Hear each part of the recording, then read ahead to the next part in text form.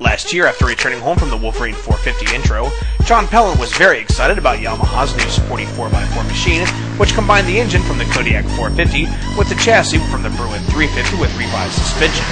We decided to order a machine for an entire year of testing to see how we felt about it after a season of use. Farmer Freedy was a former utility owner who was used to using his 4-wheel drive ATV for nothing but work. In spite of the fact that the Wolverine didn't have racks, Farmer Freedy couldn't see himself doing anything with the Wolverine 450 other than chores around the farm. My days are all filled with an easy country charm. Thank God I'm a country boy. Well, I got me a fine wife, I got me old fiddle. When the sun's coming up, I got cakes on the griddle. And life ain't nothing but a funny, funny riddle. Thank God I'm a country boy.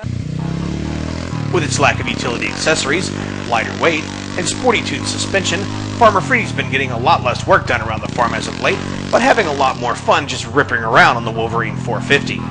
While the Wolverine 450's mid-range motor has enough power to stretch its legs in wide open spaces, topping out at around 50 miles an hour in an eighth of a mile drag race makes it less than ideal for a machine that's normally used on fire roads or ridden in wide open spaces.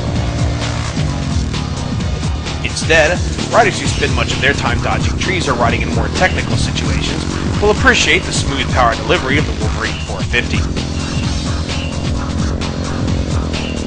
For climbing, the machine has more than enough power for climbs far more technical than this one, and its CVT Transmission's automatic compression braking system does an outstanding job of slowing the machine down on long descents.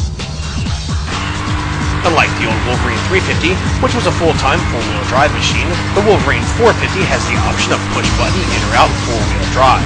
In the wet winter months of southern Ohio, we found ourselves in two-wheel drive most of the time, with the back end slid out like a two-wheel drive sport machine. As with the engine, the machine seemed to handle its best out in the woods railing between the trees at intermediate speed. Although the Wolverine 450 is genuinely stable, pushing too hard in hard-packed or high-traction conditions could result in some two-wheeling. Fortunately, its forgiving steering and low-profile Maxxis tires make it easy to bring the Wolverine 450 back under control.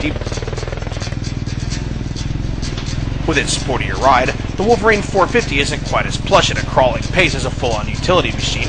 However, its suspension does a good job of absorbing the obstacles that the average trail rider will throw at it. For those who like to fly, the Wolverine 450 suspension can comfortably handle up to several feet of air without bottoming.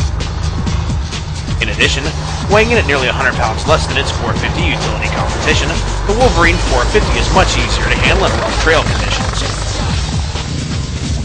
The worse trail conditions get, the more your friends on two-wheel drive sport quads will be wishing they had the versatility of the Wolverine 450's on-command four-wheel drive system. In situations where a standard two-wheel drive sport quad would be hung up, the Wolverine 450's 23-inch rear Maxxis tires provide an impressive 8.7 inches of ground clearance.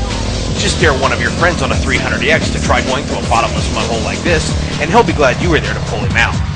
With just one failed digital dash meter against it, it was no surprise to see just how durable the Wolverine 450 was. What was surprising was how well the machine lended itself to a wide variety of riders and ability levels.